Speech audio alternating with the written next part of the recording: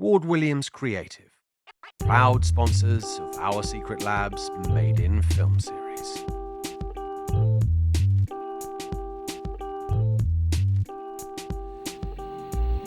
If you're passionate about something, you really need to pursue that passion. You need to try it, you need to give it a go, otherwise you may regret it later in life.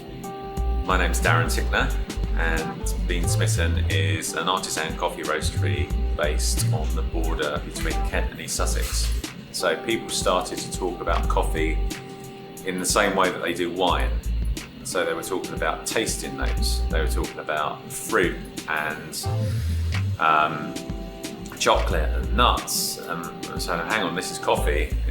Surely coffee is coffee. And I said, well, no, actually it's not. It's a very complex plant.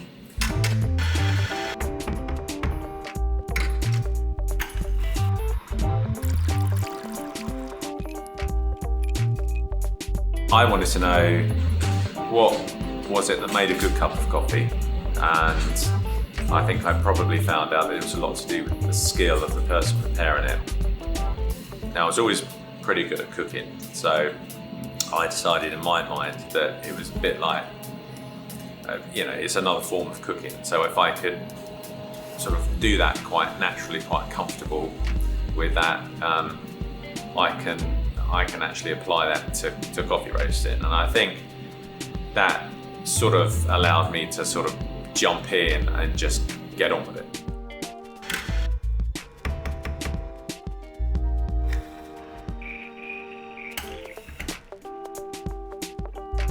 So I say that coffee roasting is 50% science and 50% an art form.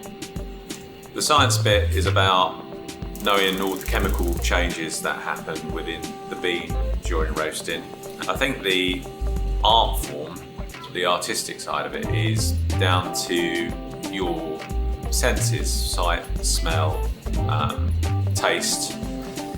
It's that subjective angle on the coffee, and I think that's where you can inject personality into the product that you produce.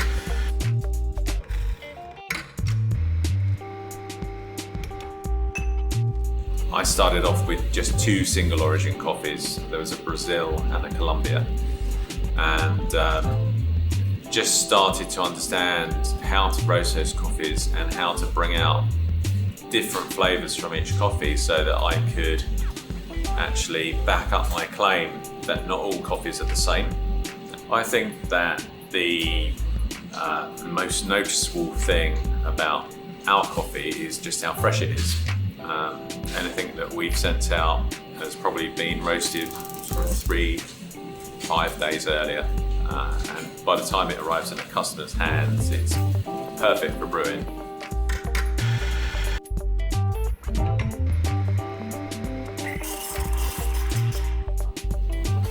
One of the things that I have noticed as my palate has developed is that the subtleties in different approaches to brewing coffee, how that can actually bring out the full flavour of that coffee or actually lose it altogether. So I'm talking things about the correct grind type, the temperature of the water that you use, and just the method and how much time you take to actually make that coffee, the brewing time.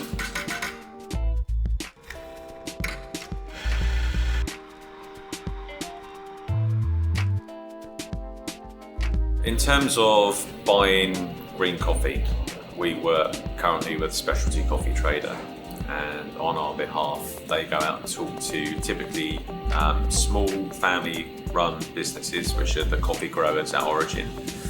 We talk about coffee with flavour notes. We don't often put anything in the coffee, but it's what it reminds us of. So some of the ones with citrus acidity might remind us of, say, oranges or lemons. It could also be other kinds, like berry acidity. It could be raspberries. Sometimes you get raspberries and plain chocolate from the same coffee, which is obviously a great combination.